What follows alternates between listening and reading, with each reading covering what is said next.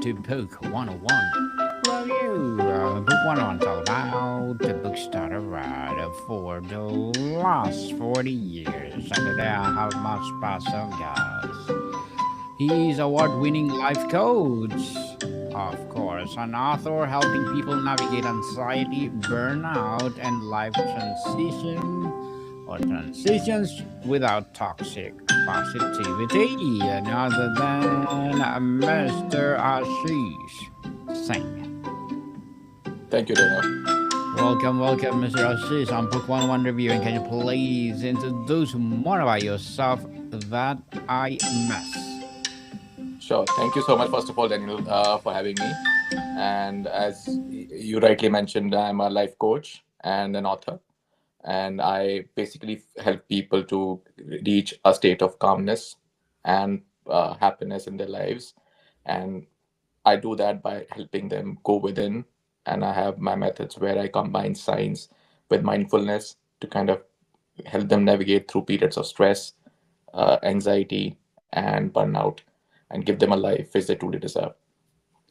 And thank you so much for sharing your knowledge and wisdom to the world, Mr. Ashish. Thank you.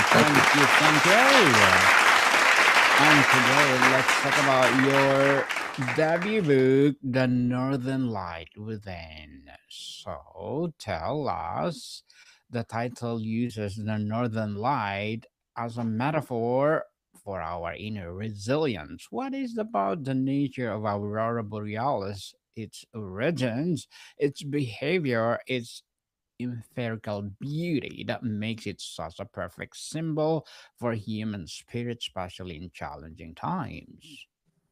Yeah, so the reason why I chose this title is, taking inspiration, of course, from the Northern Lights, is that, when you are, if you want to really see the Northern Lights, you have to go where there is a little bit of darkness. You have to go far away from the clouds, and then the Northern Lights shine, and then you see I think, and I've seen them in real life in Iceland. I can tell you, that's the best show on earth. And similarly, when you remove the clouds of anxiety, stress from within, and when you go within and you go deeper inside you, that's when you see your light shine. So it's almost like that beautiful northern light which is within you, which you only see when you go deeper and when you remove the clouds of, stress, anxiety, and confusion. And that light becomes visible for you. And another thing I want to add here is that, northern lights typically are seen in winter. And that's why I chose winter, for a simple reason that while northern lights are there every time of the year, but it's more visible then. But the reason I also choose that is that winter is a time we normally forget our light, because winter can bring a lot of anxiety, a lot of how should I say, stress for people, because they miss the sunlight, especially in the eastern part of the country, and in colder climates. So this is in fact the best time to go within and discover that light. Yes, discover that light, people. You frame winter not a hardship to endure, but as a season in which to bloom. What's the Yep. critical mindset shift required to stop seeing struggle as a barrier and start seeing it as the essential fertile ground for growth? So for winter, the reason I chose winter, or the season to bloom, as I started with the introduction of the line as well, is that this is the time. In fact, this is the best time to go within. And if you look at the book, if you read the book, I've kept a title called when you go within, you see something called a winter loop, which I've kind of put inside to kind of emphasize to people that accept this season as just another season in your life. And when I say winter, it's not only the winter which is on the calendar, but the winter within. So I invite people to bloom at the time you think is your toughest. So if you can bloom in your time which is your toughest, you can shine in every season of your life. So winter here is also real as well as metaphorical. And the real winter, of course, deprives us of sunlight, deprives us, or sometimes, people feel caged inside, they don't know what to do. season depression kicks in a lot of people. So this is a time, in fact, you can use to start doing some small rituals and small reflections in your life to make it better. You can change, if you can change that conversation of stress into a conversation of calm, you can succeed not only in this winter, but also in every season. So I'll give you a very short example. I start my book with two things. One is, of course, as you mentioned in my introduction as well, this book will never ask you to do something which is toxic positivity. I believe in real positivity, which is basically accepting all your emotions. Sometimes the winter does come with a lot of anxiety, a lot of stress for people, and that's fine. The idea is to break through that stress, break through the anxiety, and move forward. So the first chapter, in fact, talks about acceptance. Accept the season as it is. And that's something which is very critical for any calm life, that first of all, accept the situation as it is and go from a victim mode to a solution mode. And that's what this book encourages right off the bat, and then brings you towards grounding practices as the chapters progress, so that you can build a beautiful, beautiful winter and a beautiful life ahead. A beautiful winter indeed. So, Mr. Ashish, can you share a story from your own winter, a period darkness, doubt, or dormancy that becomes the direct inspiration for this book's core message? Sure. So as I mentioned in the big book as well, so I've been doing or rather teaching meditation 15 years, but there was a time when I had come from India to this country, and I was just 6 7 months into my first job, and I broke my back working, and and it so happened it put me out of the job. I was all alone with no friends, no one to uh, get out of the house to meet, back hurting, in a one bedroom small apartment up in North York in Toronto. So that was a time which was one of the darkest times I've ever seen, because I was with no one. There was no physical help available. The family or friends I had were not here. They were out, in India, and nothing to look forward to. No jobs, physically constrained. So that was a time when I really felt what how darkness could be. And that winter at that time was both. It was outside. The outside temperature was a -5 degrees Celsius, and inside temperature, where I can say must be worse. So both outside and both the outside temperature, the inner temperature were very, very low. And that's one time I said, let either I can quit or get out of it. And I said, I'll get out of it. I will not this winter weigh me down. And that's when you can say my practices were born. A lot of practices which I was teaching, it's one thing to teach, but there's other thing to actually feel and do it. And that's when I did it. That's when I came up with a lot of things which I mentioned in the book as well. The theory of acceptance, openness to change, going deeper into meditation, developing meditation which works, and doing breath work which helps in getting out of stress quickly. So that's something which is also formed the backbone of this book in a lot of ways. Also helped me a lot in terms of my spiritual grounding. Then I did a lot of things which I mentioned in the book as well, like affirmations, and the real affirmations, how to do it, how to make them effective. And the result of that was that from a lonely state where I had nothing to look forward to, I came out of it stronger, got the job which I wanted at that time, and also met the love of my life. So that winter taught me a lot, and kind of brought me to where I am. So I will be always thankful that to that winter.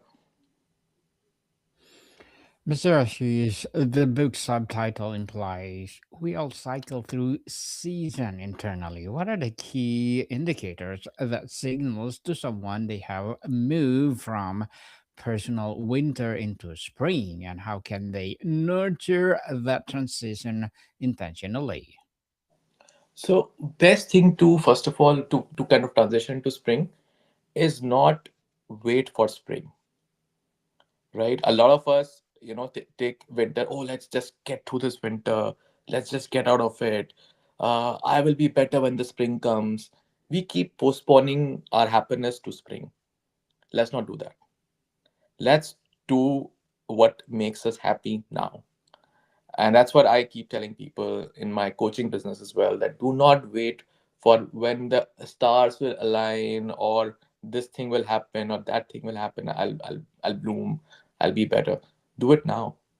And that's the and that's what I when I made by season, that seasons are supposed to change. If you don't fix what is wrong with you in your difficult season, trust me, it will give you trouble in spring as well, in summer as well.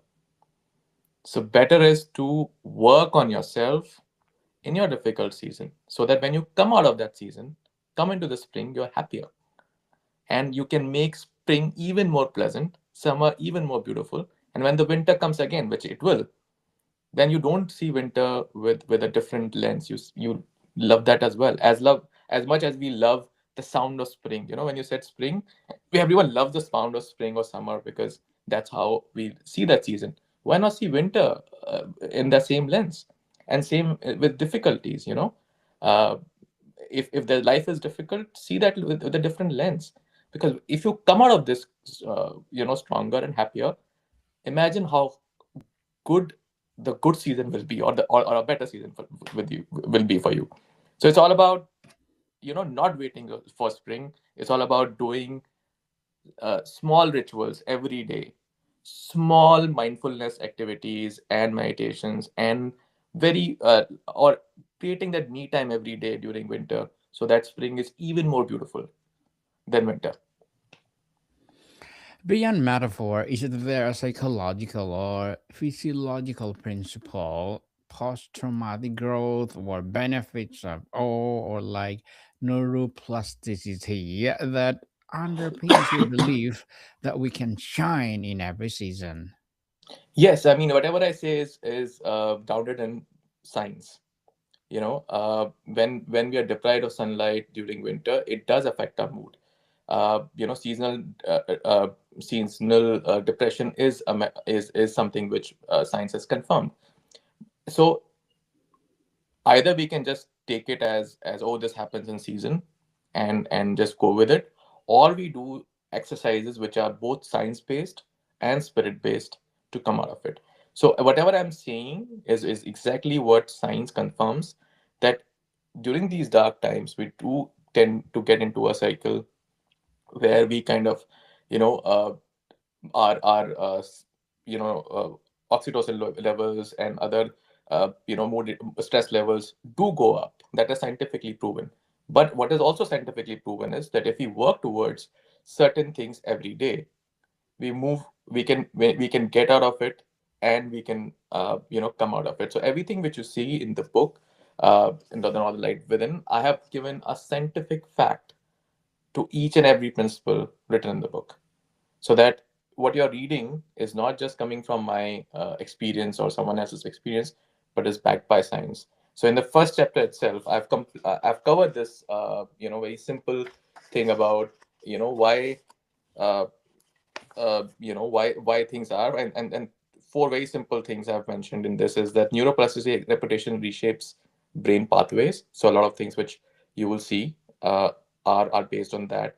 Then our RAS, reticular activating system, notices what you tell it. So that's when I started. If you're telling your system that, oh, winter is dark, winter is bad, it will notice it, and it'll program you that way. And similarly, there are some theories like self-affirmation theories and meditation, which are scientifically proven to help you get out of this mindset. And can I add one more thing here, Daniel? Go Which ahead. is, have you noticed how the nature reacts to winter? Which is, Mm-hmm. that, and while science has its own theory, but also look at around us, how nature reacts to winter. Do you see the trees? They shed their leaves, right? The animals which need to go in hibernation. I mean, BC, where you live, has a strong bear population. So what do? They prepare for winter in advance. But what do we do as humans? Nothing. right? Yes. Yes. So it's not only science, it's also nature, you know, both kind of complement each other. So that's what I have written and kind of believe, and everything, every principle I say is grounded in science. Mr. Ashish, true light often casts a shadow. How does your philosophy integrate our darker emotions like grief, fear, anger as necessary components of a full, vibrant inner luminosity rather than things to be eliminated? I can't agree with more this statement. And you know, that's when I came up with this word of toxic positivity, or not, rather, this word exists and I discovered that word, rather. Like, we are humans at the end of the day, and humans are, you know, full of emotions, right? And the emotions you mentioned are the most natural emotions one can have.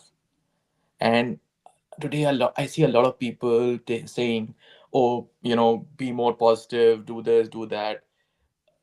You know, that's fine. I mean, I'm completely on positivity, and you know, saying that yes, and that's my whole life is about helping people to discover that positivity and calmness. But we should not ignore the emotions you just mentioned: grief, fear, anxiety. All these are real emotions, and there is nothing wrong, or there's nothing to be ashamed of these emotions. We need to just have a spirit of acknowledging them and not letting them stay. Not We are not supposed to suppress them as humans, because the more you suppress them, the more you know, they will come out stronger. You know, it's better to cry. It's all up. There's nothing wrong in crying. There is nothing wrong in being fearful. There's nothing wrong in you know, feeling all these emotions. And trust me, even the most positive person on this earth will have the same emotion. It is just about acknowledging these emotions and learning to get out of them quickly. If you Ex- let them stay, or you stay in these emotions for long, then they manifest themselves into deeper fears and deeper anxiety and deeper problems, and sometimes lifelong problems for some of them. So it's fine to have these emotions. These emotions are bound to be there, and these are the emotions which, by the way, make us human. So great, we have these emotions, but idea is not to stay in them long. And that's where my work, or a lot of people's work come in, which is get out of these, acknowledge these emotions, but don't spend your life in them. Learn to get out of them quicker, and that's the trick. Even the, as I said, the most positive person in the world will have the same emotion. It is just that that person has learned to reshape those emotions, and has learned to snap out of them quicker, and has learned a very simple trick of moving from a problem state to a solution state. So accept them, acknowledge them, and move forward. Don't suppress them. Mr. Ashish, the art of stillness. Winter in nature is often a time of profound stillness and conservation, as just like the bear. How does cultivating international or intentional stillness, perhaps through meditation, nature immersion, or digital fasting, become an active practice of blooming in your framework? So, perfect question for this, because, you know, all these things, you know, a lot of times we see that every day we spend time on things which are material in nature. For example, if we have to do a job, how much time we spend on that? 8 hours, 7 hours, sometimes more than that. If I were to ask a simple question, that how much time are you giving yourself for your mental health? Then a standard answer I get, oh, I don't have time. Sometimes, you know, people say that, you know, this is something which I'm, yeah, I want to do, but I can't do. My only humble request on this thing is, find time for, you know, good mental habits every day, and meditation, affirmations, or you know, other rituals which are there. Digital detox is one of them. You will be able if you do them and you find time for them every day of your life, it becomes part of your conscious state. So it is very important that you find time as much as you find time for, I'm not saying spend 8 hours on your mental wellness, but at least find an hour every day. If you're doing something which is nurturing your mind, and if you're doing it for half an hour every day, half an hour to 1 hour, it is scientifically proven that you will have a better mental state. So it's all about, finding time for yourself to go within, finding that me time, if nothing else, every day, to kind of develop these practices. Even say meditation, if I were to take as an example from the things you mentioned, it takes time to find that stillness. It is not, I've been doing it 15 years. Even now, I have days where I'm not able to meditate, but that's fine. I go back to it because somewhere I know how much meditation has helped me. So I consciously find time for it. So it is very important that you go at these small things every day, even for 5 minutes. Start with 5 minutes, then gradually increase to 10 minutes, 15 minutes. But have that sacred me time every day. Mr. Ashish, as an author, what are your short term and long term goals? So short term and long term goals. Okay. So short term and long term goals is, I think in one line I would say, please read the book. If I were to say that, yes, it's something. So short term, of course, I want this book to kind of reach as many people as it can. And it's not about just physical sales which will delight me. It is about what change this book can bring. I know it sounds very philosophical and everything, but that is the whole intention behind this book.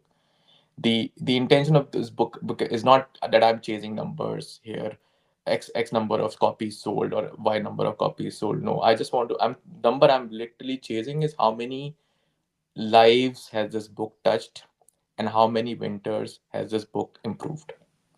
So I'm not quantified in terms of X number of copies or Y number of copies in terms of short term and long term goals, but I do hope that this brings about a change, because through myself, my personal sufferings, or my personal experience, and through countless clients I've guided through in the last few years, I know how difficult some challenging seasons can be, whether it's winter in outside or a challenging time in your life, how these seasons or these time periods can make or break a person.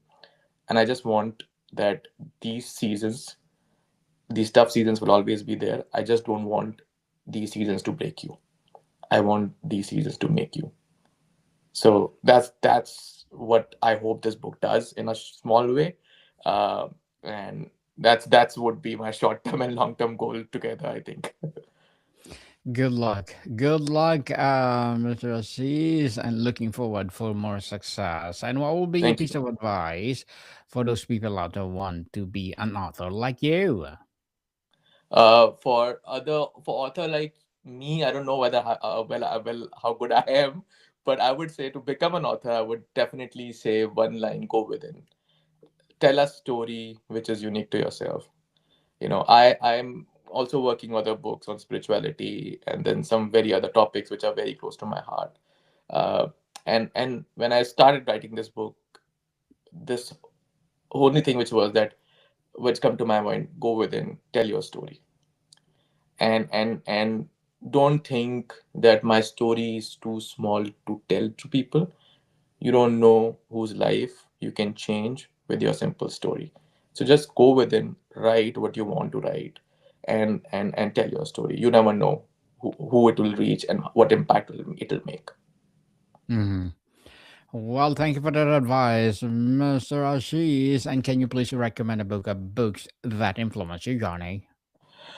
So I think there are two books which I would say one should, if someone is spiritually inclined, then there is a very beautiful book called Autobiography of a Yogi, which is one of the books which people like Steve Jobs and have also read and loved. And I think there's another book which is very simple, is called The Power of Subconscious Mind. These would be two books I would recommend. Thank you for the recommended books, Mr. Ashish. Before we wrap up our discussion for today, I'm inviting you to please do listen to my other podcast, people, because my abstract essay is already in sixth season, abstract poetry in third season, and my book 101 review in sixth season as well. Comedy Nice. 101 in third season, and my food 101 in fifth season too. Geography 101 love letters, Movie 101 Review, Music 101 in fourth season, Science 101, Sex 101 in third season, and My Baby Podcast, Trivia 101, Law 101, Mental Health 101, Motivation 101, Entrepreneurship 101, and of course, my Bible verses 101. Please listen to Beautiful. them wherever you listen your podcast. So, Mr. Ashish, as an author, is of this philosophy, what is your own daily or weekly practice to ensure you are living in an alignment with your northern light, especially when you yourself enter a season of fog or storm? So my daily practice, which I would encourage everyone is doing, is that I do certain kind of breath work. They are called, pranayams or simple breathing techniques, which are yoga based, which I do every day. Meditation is something which I do every day, without fail.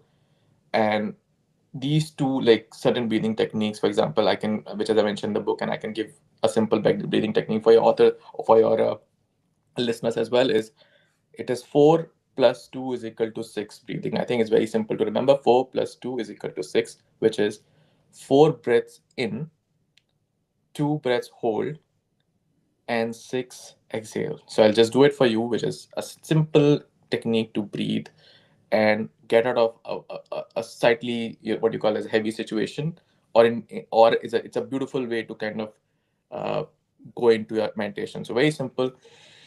Hold the breath for 4, count of 4. So sorry, inhale to a count of 4. 1, 2, 3, 4. Hold for the count of 2, and exhale for the count of 6. And repeat it at least 4 to 5 times. And by just doing this, you will realize that your mind is getting a little emptier, you're feeling lighter. Do it at least 4 to 5 times. Every time, it's a very simple thing. You can do it on your desk, you can do it wherever you are, and you can do it at the start of a meditation. So that's something which I would leave your listeners with. 4 plus 2 is equal to 6. Just remember, 4 inhale, 2 hold, 6 exhale. As simple as that. Do it 5 times before your meditation. And then meditation, there are various kind of meditations. We can discuss it sometime later. All would have benefited. But please do meditate every day, if anything else, and see how your mind then quickly goes from what is weighing you down to a solution. Mr. Ashish Singh, thank you so much for sharing your knowledge and wisdom to the world. So can you please invite our listeners to support your book, your advocacy, or whatever projects that you're doing right now? Thank you so much, Daniel. Really appreciate your time here. Thank you. Yeah, so where do people can buy your book, Mr. Okay, Ashish? so my book is available on Amazon, both in US and Canada, in fact, worldwide. So just type The Northern Light Within on Amazon.com or .ca, wherever you are, and you can find my book there. And you can also write to me and connect at the rate thecalmmind.co. Yes, people, let's support Mr. Ashish Singh, because if you support him, for sure, more and more northern light within will rise. So, Mr. Ashish, thank you so much for your time. Thank you so much, Daniel. Pleasure having meeting with you. Thank you. Modican people, see you soon.